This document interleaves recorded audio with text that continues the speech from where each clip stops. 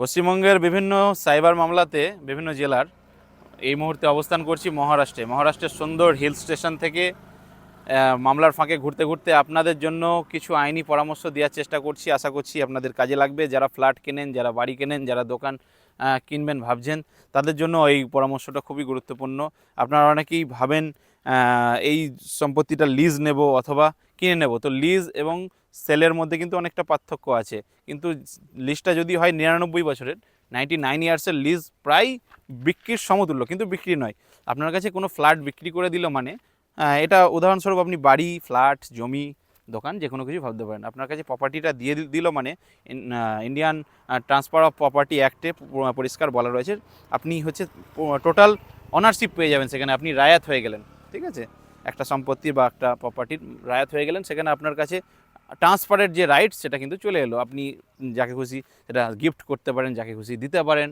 হ্যাঁ, কিন্তু লিজ যদি আপনি নেন, সেখানে 99 ইয়ার্সের লিজের কথাই আমি বলি, সেখানে কিন্তু স্পেসিফিক 99 ইয়ার্সের জন্য আপনাকে স্পেসিফিক একটা টার্মস বা কন্ডিশনের ওপর বা উইদাউট কন্ডিশন আপনাকে লিজ দেওয়া হলো, বা ওই প্রপার্টিটা আপনাকে অকুপাইড করতে হবে। 99 ইয়ার্সের পরে যদি প্রপার্টিটা আপনার সঙ্গে যে মালিক, মূল মালিক, তার সঙ্গে যদি আপনার আবার পুনরায় চুক্তি না হয়, তাহলে কিন্তু ওই প্রপার্টি আপনাকে হাতছাড়া করতে হবে। আপনি 100 বছর বা 99 ইয়ার্স ধরে থাকলেও সেই সম্পত্তির মালিক আপনি কখনো হবেন না। এটা খেয়াল রাখতে হবে আপনাকে।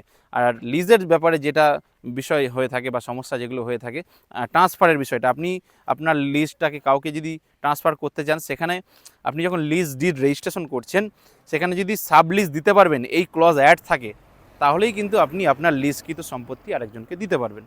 তো বুঝতে পারছেন, সুন্দর যে প্রাকৃতিক পরিবেশটা দেখে নেন, মহারাষ্ট্রের হিল স্টেশন, তার মধ্যে আপনাদের যে গুরুত্বপূর্ণ আইনি পরামর্শ দিচ্ছি, সেটা খেয়াল রাখুন। যারা ফ্ল্যাট কেনার কথা ভাবছেন, যারা বাড়ি কেনার কথা ভাবছেন, বা অন্যান্য কোনো প্রপার্টি কেনার কথা ভাবছেন, তো সকলকেই বলি, আপনার লিজ ডিড অনেক সময় নোটারি বা বা ওই সাদা স্ট্যাম্প পেপারে বা কিছু কাগজে আপনারা মানে লিখে নিচ্ছেন, সেটার কিন্তু মানে আইনি ঝুঁকি থাকে, বা সেটা কিন্তু আইনত নয়। একটা লিজ যখনই 1 বছরের বেশি, 11 মাসের বেশি হয়ে যায়, সেই লিজটা কিন্তু রেজিস্ট্রেশন করা বাধ্যতামূলক as per Indian registration act, ঠিক আছে? আর কিন্তু কোনো লিগাল ভ্যালিডিটি থাকে না। আপনার সেল বা সম্পত্তি কিনছেন যখন, রেজিস্ট্রি অফিসে যখন রেজিস্ট্রি করতে হয়, যেমন সেল ডিডটাকেও, লিস্টটাকেও কিন্তু সেমভাবে রেজিস্ট্রেশন করতে হয়। তার জন্য নির্দিষ্ট স্ট্যাম্প ডিউটি আছে গভর্নমেন্টের, হ্যাঁ, নির্দিষ্ট রেজিস্ট্রেশন ফিজ আছে। সমস্ত আইনি প্রক্রিয়ার মাধ্যমে কিন্তু সমস্যাগুলো আপনাকে মেটাতে হবে। নাহলে কিন্তু যখন সমস্যা তৈরি হয় আপনার সঙ্গে বাড়িওয়ালা বা মালিকের, মূল মালিকের সাথে, আপনার যে টাইটেল বা আপনার যে মালিকানা, সেটা নিয়ে অনেক সময় চ্যালেঞ্জে চলে আসে, আপনার মালিকানা প্রশ্নের মুখে চলে আসে। তো এগুলো খেয়াল রাখুন। যারা জমি কেনার কথা, বাড়ি কেনার কথা বা সম্পত্তি কেনার কথা ভাবছেন, লিজ এবং সম্পত্তি ক্রয় মধ্যে, দুটোর মধ্যে কিন্তু ডিফারেন্স আছে।